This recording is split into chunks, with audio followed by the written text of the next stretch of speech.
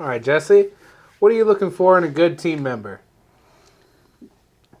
Well, that's a really great question.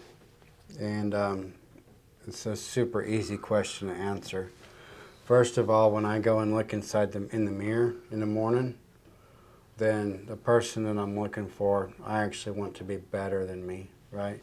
And I'm not just talking about, the physical appearance, but I'm talking about a drive, work ethic, and a just natural ability, an A-level player. I push and I grind super, super hard.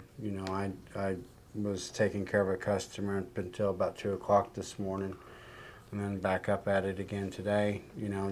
Just what we do when the need arises. Sometimes inconvenience calls at inconvenient hours, and I'm looking for people that are passionate about changing this industry.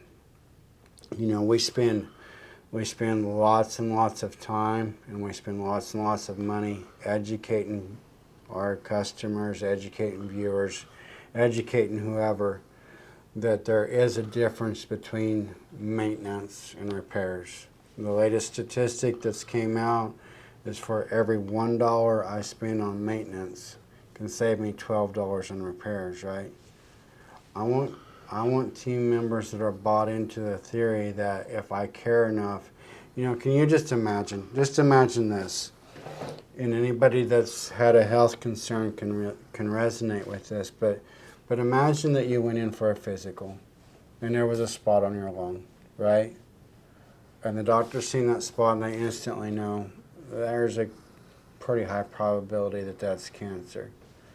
And then he's just like, I'm kind of scared to tell Nathaniel about that spot. I think I'll just let that go. I'll ignore that, and then next time he comes in, we'll just visit about it then, right? So why would he even do that, right? Well, think about the injustice there, but yet what I see with team players that aren't bought into the vision of changing the industry to be better is they will literally see a failed safety component. When I say safety component, I'm talking about your steering, I'm talking about brakes, I'm talking about maybe a tire with wire showing. I'm talking about something that literally, if this thing breaks, your car has the potential of crashing, right? And they'll see that and they'll just be like, I think I'll mention it to them the next time they come in, right? I don't even see the difference between the doctor doing the physical and the technician that doesn't, So team members that are bought in, they have so much integrity and character that they literally look at it as a huge, huge, huge disservice to not educate the customer, not share with them what they found out on their car. And we don't want to just share the good news. Like so many times I've seen you guys, and I've done it myself, but we'll literally show the customer their vehicle. And look, I just want to show you, there is nothing at all wrong with the suspension in this car. These tires are in great shape. The brakes are in great shape. It should not be a scary thing going to an auto repair shop. And when they tell you something's going on with your car, it shouldn't even be a surprise, right? It's like we serve our customers with love.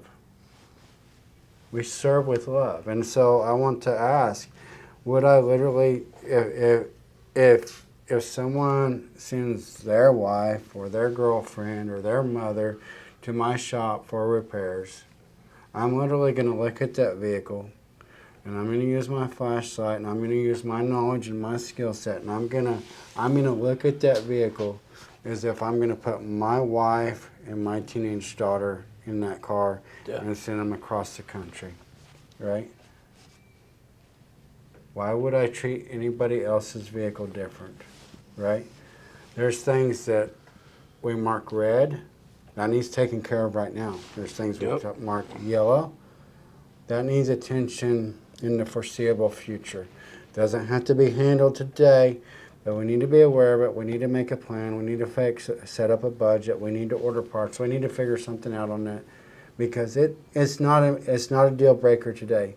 But if it's in red, the things that are in red is like going to cause serious concern. Like for instance, brakes that are metal on metal, tires that have wires showing, different. And then of course the green is all the good stuff, right? More often than not on these vehicle safety inspections, more of it's green than is yellow and red, right? And then after the safety components are handled, then we'll start talking about, and the mechanical components are handled, then we'll start talking about maintenance items. What can we do to keep this thing working without having any breakdowns? Let's just face it. Who enjoys being broke down on the side of the road? Nobody. Right? Who likes to ride in a wrecker? Nobody. Nobody, right? It's just not fun. It's scary. It's scary calling a wrecker. It shouldn't be scary, but it's scary whenever you got cars passing you at 80 miles an hour and they're not moving over, and you're just wondering. You know, I picked up one in the wrecker just the other day, and I called the customer, Mr. Customer, this is Jesse. I'm on my way to pick up your car, and he's like, oh, good. I'm so glad. He's like, I'm not even sitting in the car. These people are driving by me so close and so fast that I'm scared to even sit in my car. Yep. Sure enough, I get there. He's down. He's off in the bar ditch because he was scared to even stay in his car. Scary situation for him, right? So we don't want people to be in that situation. So I want team members that are going to educate, that are going to help to the best of their ability to keep people from being in that, what he felt like, what others would call a very scary predicament.